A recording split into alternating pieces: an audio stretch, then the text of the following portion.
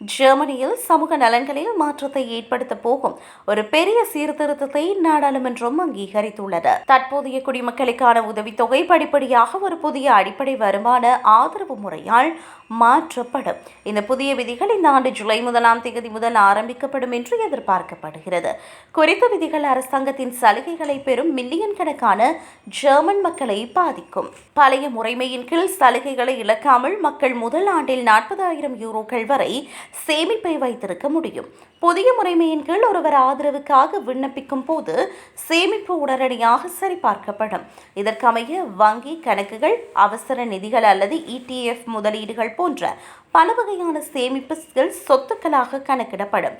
சேமிப்புக்கு அனுமதிக்கப்பட்ட வரம்பை விட அதிகமாக இருந்தால் அரசாங்க சலுகைகளை பெறுவதற்கு முன்பு மக்கள் முதலில் தங்களது சொந்த சேமிப்பை பயன்படுத்த வேண்டும்.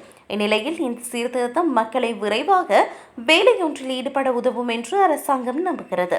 அத்துடன் அரசாங்கத்தின் பணம் உண்மையில் உதவி தேவைப்படுபவர்களுக்கு மட்டும் ஆதரவளிக்க பயன்படுத்தப்படுவது உறுதி செய்யப்படும். இருப்பினும் இந்த புதிய விதிகள் அவசர நிலைகளுக்காக பணத்தை சேமித்த மக்களை பாதிக்கக்கூடும் என்று விமர்சகர்கள் கூறுகின்றனர்.